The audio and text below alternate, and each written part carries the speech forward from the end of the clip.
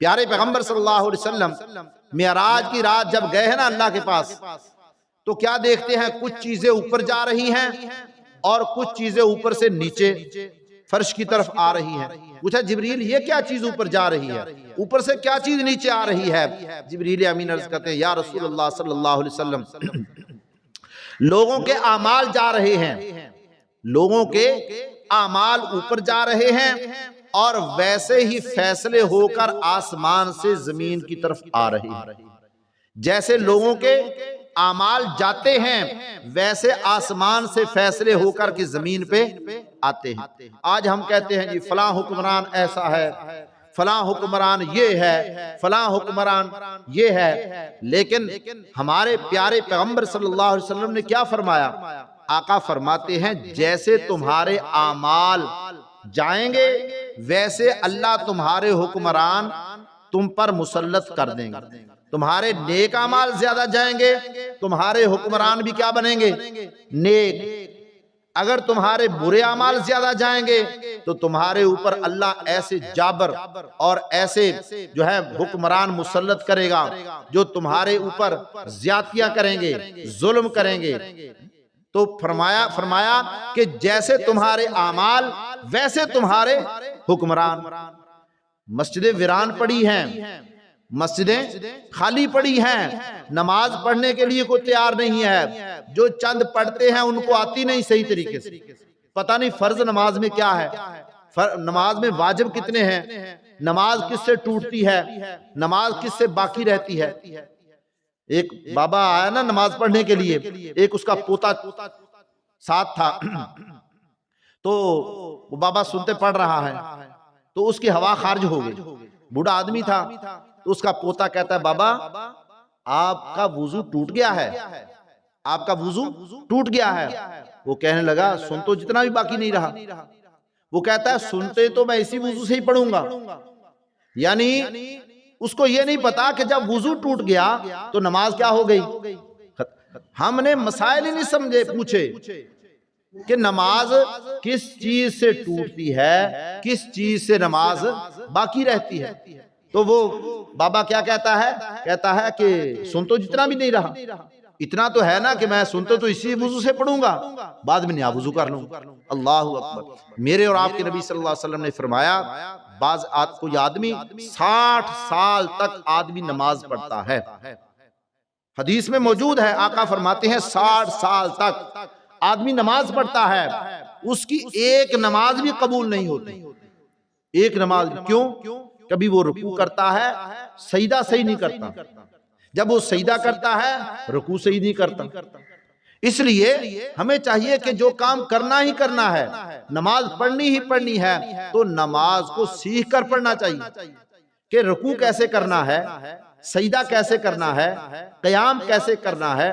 یہ نہیں کہ ایک دفعہ آدمی سجدے پر گیا، سجدے میں گیا، اور دوسری دفعہ جب سجدہ کرنا ہے نا، آدمی نے بڑی تسلی سے بیٹھنا ہے، اس کی پورا وجود بیٹھ کر صحیح اپنی حرکت پر آ جائے، اس کے بعد دوسرا سجدہ کرنا ہے۔ کئی لوگ ایسے ہوتے ہیں ایک سجدہ کیا اور صحیح بیٹھے نہیں پائے تھے کہ دوسری دفعہ پھر سجدہ کر دیا، ان کا وہ سجدہ ہی نہیں ہوا، اور جب سجدہ نہیں ہوا نماز نہیں ہوئی، جب نماز ہی نہیں ہوئی تو پھر وضو بھی کیا، مسجد میں بھی آیا، وقت بھی دیا، ٹائم بھی لگایا، لیکن نماز بھی قبول نہ ہوئی۔ اس لیے جو کام کرنا ہے یہ نماز ادا کرنی ہے، نماز کو سیکھنا بھی ہے کہ نماز میں کون سی چیز ہے جس سے نماز ٹوٹ جاتی ہے، جس سے نماز باقی رہتی ہے۔ سجدہ صاحب کیسے آتا ہے، سجدہ صاحب نماز میں کیسے آتا ہے؟ یہ تو نہیں نا کہ اپنی مرضی سے جیسے چاہے نماز پڑھ دی، نہیں، نماز کو سیکھ کر پڑھنا، نماز کو سیکھ کر پڑھنا۔ فرمایا کہ جب نمازی آدمی کھڑا ہوتا ہے نا تو اس وقت اس کی نظر سجدے کی جگہ پر ہونی چاہیے۔ کہاں ہونی چاہیے؟ سجدے کی جگہ پر، کہ جیسے یہ زمین خالی ہے نا، ایسے ہی ایک دن اس زمین کو چھوڑ کر قبر میں آدمی نے خالی ہاتھ چلے جانا ہے، آدمی نے خالی ہاتھ چلے جانا ہے۔ اور جس وقت آدمی سجدہ کرنے کے بعد بیٹھتا ہے تو آدمی کی نظر اس کی جھولی میں ہونی چاہیے، گود میں، جھولی میں، کہ جس طرح اس کی جھولی خالی ہے، جس طرح اس کی جھولی کیا ہے؟ خالی ہے۔ ایک دن آئے گا آدمی جب قبر میں جائے گا، اس کے پاس دنیا کا کوئی مال نہیں ہوگا، اس کی جھولی کیا ہوگی؟ خالی ہوگی۔ فرمایا کہ جس وقت آدمی رکوع میں جاتا ہے، رکوع میں جاتے ہوئے آدمی نے نظر کہاں رکھنی ہے؟ رکوع میں جاتے ہوئے آدمی نے اپنے پاؤں کے ناخنوں کے اوپر نظر رکھنی ہے۔ کہاں رکھنی ہے؟ پاؤں کے ناخنوں کے اوپر نظر، کہ سب سے پہلے جب آدمی کی موت واقع ہوگی نا، اسرائیل علیہ السلام آئیں گے، جان قبض کریں گے، تو سب سے پہلے کہاں سے جان نکالیں گے؟ آدمی کے پاؤں کے انگوٹھوں سے پہلے سب سے جان نکلنا شروع ہو، آدمی کے انگوٹھوں سے سب سے پہلے جان نکلنا کیا ہو جائے گی؟ شروع ہو جائے گی۔ تو اس لیے ہم نے نماز کو سیکھ کر پڑھنا ہے، کہ نماز کو ایسے آسن انداز سے پڑھنا ہے جب آدمی اچھی طرح وضو کرتا ہے۔ پیارے پیغمبر صلی اللہ علیہ وسلم نے فرمایا کہ سب سے پہلے قیامت کے قریب نماز میں سے خشوع کو اٹھا دیا جائے گا، خشوع، کہ بھری مسجد میں ایک آدمی بھی خشوع سے نماز ادا کرنے والا نہیں ملے گا۔ صحابہ کہنے لگے یا رسول اللہ صلی اللہ علیہ وسلم اس کی کیا وجہ بنے گی؟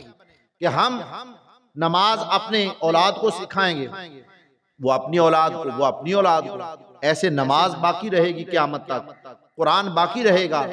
فرمایا کہ سب سے پہلے کیا چیز اٹھ جائے گی؟ خشوع، کہ بھری جماعت میں ایک نماز بھی پورے خشوع سے نماز ادا کرنے والا نہیں ملے گا۔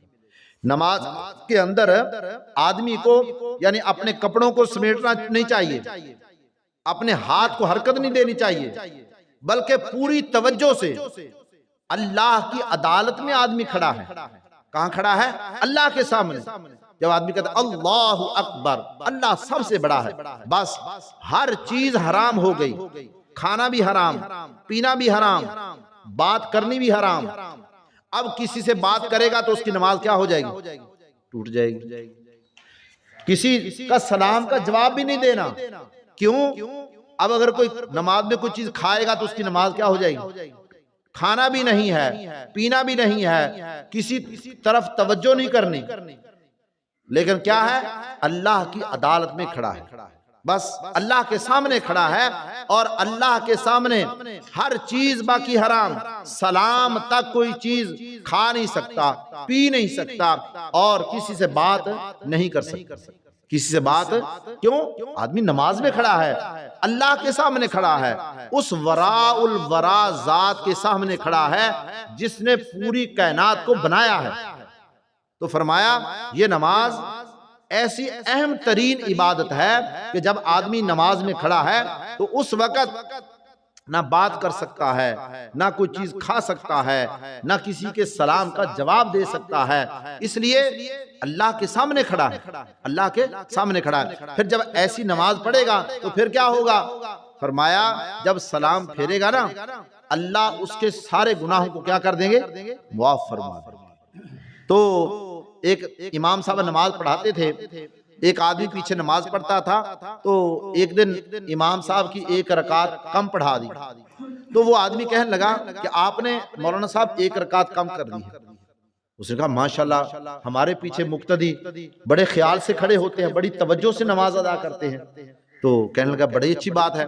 اس نے کہا نہیں، بات یہ ہے کہ میں اپنی دکانوں کا نا حساب کرتا ہوں، میری 4 دکانیں ہیں، ایک رکعت آپ پڑھاتے ہیں، ایک دکان کا حساب اس میں کر لیتا ہوں، جب دوسری رکعت پڑھاتے ہیں دوسری دکان کا حساب، تو آج میں نے 3 دکانوں کا حساب کر لیا، چوتھی دکان کا حساب میرا رہ گیا، تو میں سمجھ گیا کہ میری آج نا مولانا صاحب نے ایک رکعت کم پڑھا دی، اور میں تو اپنا پیچھے کیا کرتا ہوں؟ حساب کرتا ہوں۔ تو ایسے ہوتا ہے کہ امام نماز پڑھا رہا ہوتا ہے، کوئی اپنی بھینسوں کو چارہ ڈال رہا ہے، کوئی اپنے مربے پانی لگا رہا ہے، کوئی اپنے گھر میں ہے، کوئی سفر کر رہا ہے، کوئی کہاں ہے، کوئی کہاں ہے۔ تو ایسی نماز بے توجہی والی نہیں ہونی چاہیے۔ نماز کیسی ہونی چاہیے کہ پوری دھیان سے، کہ ہما تن ہو کر کے، کہ اللہ کے سامنے کھڑا ہے آدمی، اللہ کے سامنے۔ تو پھر ایسی نماز جب آدمی پڑھے گا نا، تو پھر جب آدمی سلام پھیرتا ہے تو اللہ اس نماز کو عرش تک پہنچاتے ہیں۔ وہ نماز جس میں کسی شیطان وسوسے ڈالتا رہتا ہے، لیکن آدمی شیطان کے وسوسوں کو علیحدہ کر کے صرف یہ سمجھ کے کہ میں اللہ کے سامنے، اور پوری نماز دھیان سے پڑھے اور نماز کا ترجمہ یاد کرے۔ سورۃ فاتحہ اس کا ترجمہ یاد کرے، اور جو سورت پڑھ رہا ہے اس کا ترجمہ پڑھ کے، اور یہ پڑھے کہ سبحان ربی العظیم، رکوع کے اندر اس کا ترجمہ پڑھے کہ میں اللہ سے کیا کہہ رہا ہوں۔ سجدے کے اندر نمازی کہتے ہیں سبحان ربی الاعلی، اس کا ترجمہ یاد کرے کہ میرا رب بلند و بالا شان والے، پاک ہے وہ اللہ۔ تو ہر رکن میں جو جو تسبیح پڑھی جاتی ہے، جو تکبیر پڑھی جاتی ہے، جو قرآن کی تلاوت کی جاتی ہے، التحیات پڑھا جاتا ہے، تو آدمی کو چاہیے اس کا ترجمہ یاد کرے، اس ترجمے سے دھیان سے اس نماز کو جب پڑھے گا نا، تو پھر اس کی نماز عرش کے دروازے کھلوائے گی، عرش کے دروازے کیا کرے گی؟ کھلوا دے گی۔ تو اگر ایسی نماز پڑھیں گے کہ کھڑے امام کے پیچھے ہے مسجد میں اور حساب اپنی دکان کا کر رہے ہیں، کھڑے امام کے پیچھے ہے، کوئی فصل کاٹ رہا ہے، کوئی اپنی بھینسوں کا چارہ ڈال رہا ہے، کوئی دودھ کا حساب کر رہا ہے، تو پھر جب ایسی نماز پڑھی جائے گی تو پیارے پیغمبر صلی اللہ علیہ وسلم نے فرمایا کچھ نمازیوں کی نماز ایسی ہوتی ہے وہ پرانے کپڑے میں لپیٹ کر نمازی کے منہ پہ مار دی جاتی۔ کون فرما رہے ہیں؟ پیارے پیغمبر صلی اللہ علیہ وسلم۔ آقا نے فرمایا کچھ نمازیوں کی نمازیں ایسی ہوتی ہیں پرانے کپڑے میں لپیٹ کر نمازی کے منہ پہ مار دی جاتی ہے، وہ اس قابل ہی نہیں ہوتی کہ آسمان پر چلی جائے، آسمان پر، پہلے آسمان دوسرے، وہ جانے کے قابل ہی نہیں ہوتی۔ تو اس لیے جب ایک کام کرنا ہی کرنا ہے، آدمی نے وضو کر لیا ہے اور ٹائم لگا دیا ہے، مسجد میں آ گیا ہے، نیت باندھ لی ہے، اللہ کے سامنے تکبیر پڑھ لی ہے، تو ہمیں چاہیے پھر ایسی نماز پڑھیں پھر صرف اور صرف اللہ کا دھیان ہو، بس میں اپنے رب کے سامنے کھڑا ہوں۔ فرمایا کہ یہ حیت ہونی چاہیے کہ اللہ مجھے دیکھ رہا ہے، اللہ مجھے پہلے نمبر پر کہ میں اللہ کو دیکھ رہا ہوں، اللہ کو میں کیا کر رہا ہوں؟ دیکھ رہا ہوں۔ اگر یہ صورت پیدا نہ ہو، فرمایا کہ پھر اللہ مجھے دیکھ رہا ہے، اللہ مجھے کیا کر رہا ہے؟ دیکھ رہا ہے۔ ایک پیر صاحب تھے نا، ان کے پاس مرید آئے، انہوں نے جو ہے ایک مرید کو جلدی فارغ کر دیا، کہنے لگا ٹھیک ہے تو نے اللہ اللہ سیکھ لی ہے، جلدی چلا جا۔ اور دوسرے مرید کہنے لگے کہ چند دن ہوئے، وہ آیا، اس کو سبق دیا، وہ چلا گیا، ہمیں اتنے مہینے ہو گئے، ہمیں اجازت ہی نہیں دی۔ تو اس پیر صاحب نے کہا اچھا میں تمہارا امتحان لیتا ہوں۔ اپنے مریدوں کو بلانے کے بعد کہنے لگا آج جو ہے نا دعوت کرنی ہے، آج کیا کرنی ہے؟ دعوت کرنی ہے۔ ایک ایک مرغا سب مریدوں کو دے دیا، ایک ایک چھری دے دی کہ جاؤ اس کو ذبح کر کے لاؤ، تو ہم نے مرغے کا گوشت پکانا ہے۔ تو ایسے کرنا، اس مرغے کو آپ نے وہاں ذبح کر کے لانا ہے جہاں آپ کو کوئی دیکھے نہ، جہاں آپ کو کوئی دیکھے نہ، جاؤ چلے جاؤ۔ تو سارے مرید اپنا اپنا مرغا ذبح کر کے لے آئے۔ تو جس کو خلافت ملی تھی نا، وہ اپنا مرغا ویسے ہی پکڑ کے، چھری ہاتھ میں ہے، اور لے کر آ گیا۔ اسے پیر صاحب نے پوچھا کہ اللہ کے بندے اور تو کیوں نہیں ذبح کر کے لایا؟ وہ کہنے لگے یا حضرت آپ نے ایک شرط لگائی، آپ نے ایک شرط لگائی تھی، وہ یہ تھی کہ جہاں آپ کو کوئی نہ دیکھتا ہو اس کو وہاں ذبح کر کے لانا ہے۔ کہنے لگے کہ میں جہاں بھی جاتا تھا میرا اللہ مجھے وہاں دیکھ رہا تھا، میرا اللہ مجھے دیکھ رہا تھا، اس لیے میں اس کو پھر کہاں ذبح کرتا۔ جب آپ نے یہ شرط لگا دی، اور دوسرے جتنے بھی تھے وہ کسی درخت کی اوٹ میں بیٹھ کے ذبح کر کے لے آئے، کوئی دیوار کی اوٹ میں ذبح کر کے لے آئے۔ تو اس پیر نے کہا تم سارے میرے مرید باقی ہار گئے ہو نا، وہ جیت گیا ہے، اسی وجہ سے اس کو میں نے خلافت جلدی دے دی ہے کہ وہ سمجھ گیا ہے کہ جہاں بھی جاتا ہوں میرا اللہ مجھے دیکھتا ہے۔ تو ہمیں بھی ہمارا اللہ ہر جگہ پر کیا کر رہا ہے؟ دیکھ رہا ہے۔ تو پھر آپ جب نماز میں کھڑے ہیں تو وہاں بھی اللہ ہمارا کیا کر رہا ہے؟ دیکھ رہا ہے۔ آدمی جہاں بھی ہے، اینما تکونو، فرمایا جہاں بھی ہو تم، اللہ اکبر۔ اللہ رب العزت نے ایک مقام پہ فرمایا کہ جہاں دو آدمی ہوتے ہیں نا، تیسرا اللہ ہوتا ہے۔